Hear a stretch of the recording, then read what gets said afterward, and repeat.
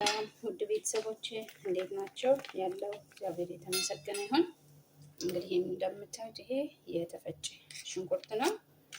ሐሙስ ጀጅ እንሰራለን። አብረን እንስራ። እንግዲህ በዚህ አላውቅም፣ በእኛ አላውቅም፣ በኢትዮጵያ በዚህ ሐሙስ ነው የሚባለው። የተፈጨ ሽንኩርት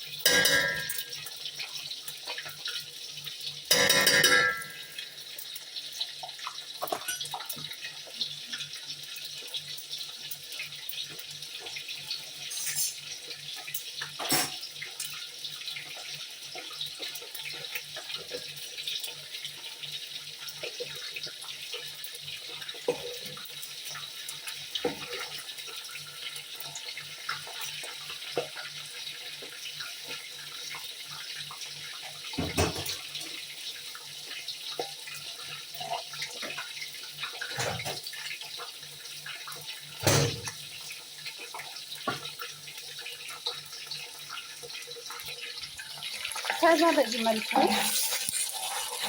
እንጠብሰዋለን።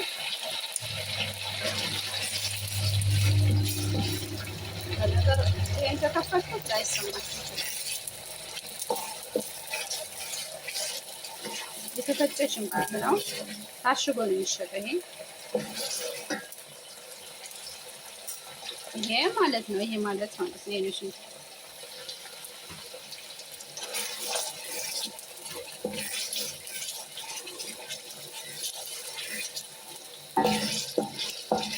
እና በዚህ መልኩ እንጠብሰዋለን ሽንኩርቱን።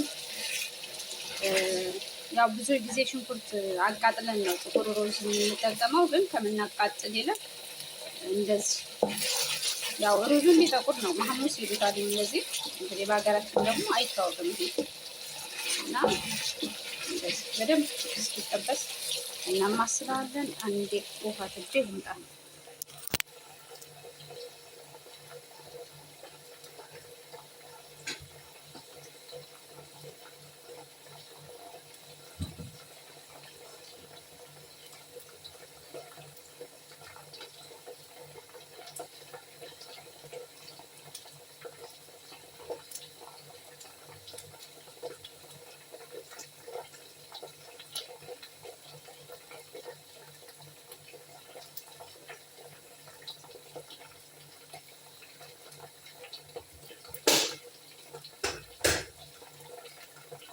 መጣሁኝ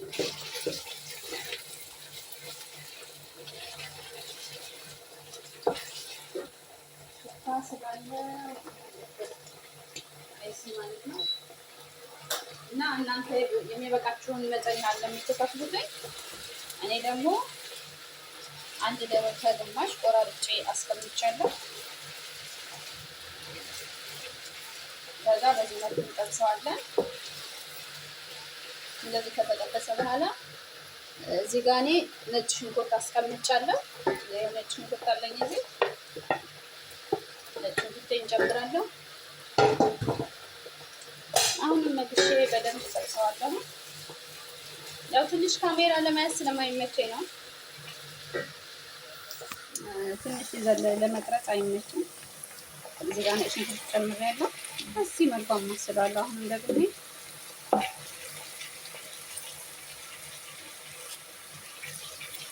እንደዚህ በደንብ ይጠብሰዋለን።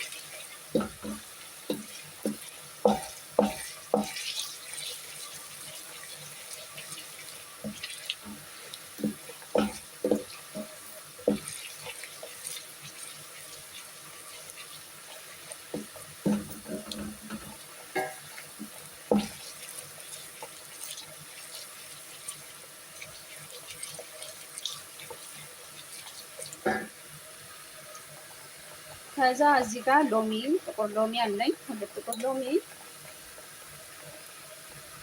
ወረቅ አለኝ፣ ወረቅ ይባላል ይሄ። እዚህ ጋር ቅርንፉድ አለኝ እከተዋለሁ። ከዚህ ጋር እንደምታዩት ፓፕሪካ አለኝ፣ ማጅ አለኝ፣ ጥቁር አዝሙድ ምንድን ነበር የሚባለው ይሄ ኮሰረት ድንብላል አለኝ፣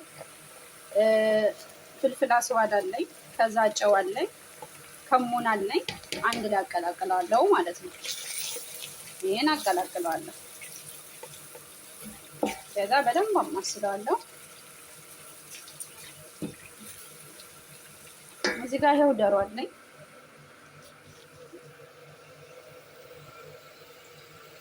ያው ስላሳያችሁ ቁጭ አድርጌ ነው የማስለው ብዬ ነው። ከዛ ትንሽ አጠፋ አደርግበታለሁ እንዳይዝ ማለት ነው።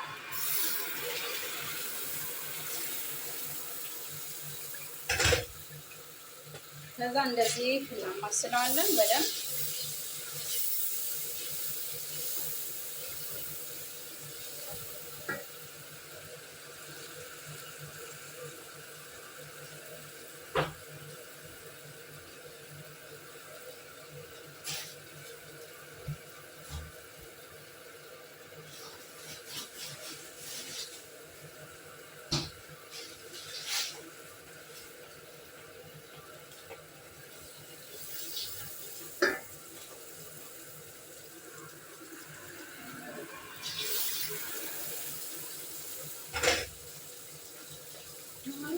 እናማስለዋለን እንዳይዝብን ኪሎ። ከዛ ከዚህ ጋር ከዝብራ እርጥብ አለኝ የተፈጨ ድንብላል ነው ይሄ። ይሄን እጨምራለሁ።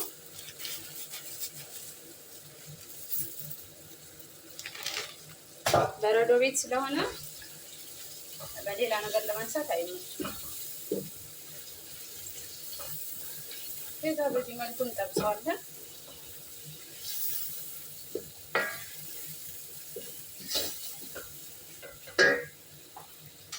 እንዳይዝብን ውሃ ጠብ እያደረግን ነው የምንጠብሰው። ያው ጥቁረቱን የምንፈልገው ዶሮውን ለመጨመር ነው። ማለቴ ሩዙን ጥቁር እንዲሆን ስለምንፈልግ ከምናቃጥለው ሽንኩርት በተለይ ይሄ ያምራል። ግን የምናቃጥለውንም ሽንኩርት በእንትን መልኩ ማድረግ እንችላለን፣ በቡኒ ከለር ሳናቃጥል ማለት ነው። ከዛ በዚህ መልኩ እናማስላለን። አንዴ ከዘባ አስተካክል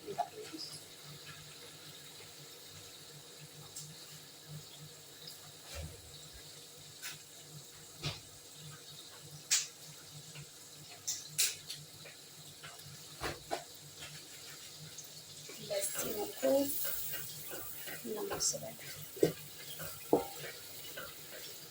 ውሃ ጠብ እያደረግን እንሻለን።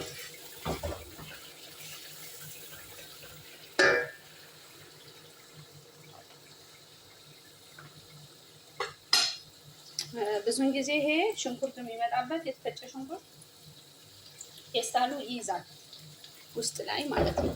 የተፈጨ ሽንኩርት ስለሆነ ይይዛል።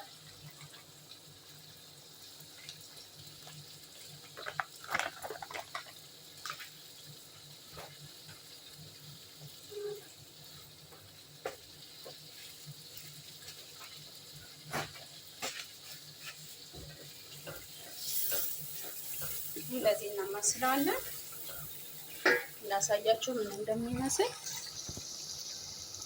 ይሄን ይመስላል።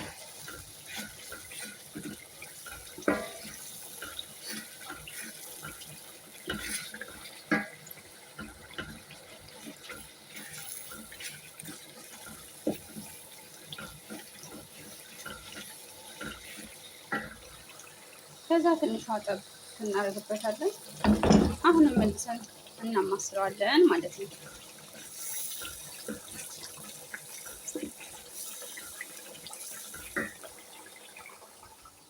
እዚህ ጋር ይሄ ምልህ ቻይኒ ይባላል እንግዲህ በአማርኛ አላውቅም። እዚህ ጋር የተወሰነ እናደርግበታለን። እኔ ግማሽ ማንኪያ ነው ያደረኩበት። ከበዛ ማርማር ነው የሚለው፣ ግን ትንሽ ማለት ስኳርም አይደለም፣ ግን የራሱ የምግብስ ጣዕም አለው። ከዛ በዚህ መልኩ ካማሰልን በኋላ የሚያስፈልገንን ውሃ እንጨምራለን።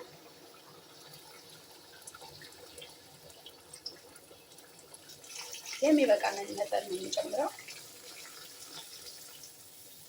እንግዲህ የሚበቃንን መጠን አድርጊያለሁ። ካነሰኝ ደግሞ አየውና መልሼ ትንሽ እጨምርበታለሁ ማለት ነው።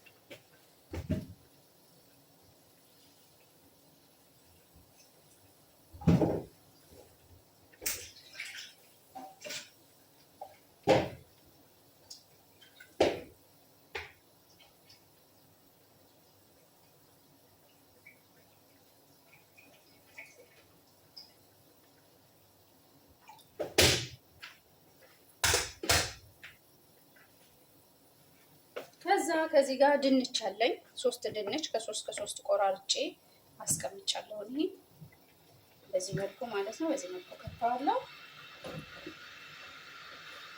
ይሄን ይመስላል። ከዛ እዚህ ጋር የቆረጥነውን ዶሮ እንከታለን። ይሄ በላይ ያለው የሽንኩርት እንትን ነው። የዛ ሽንኩርቱ የነበረበትስ እቃው ማለት ነው።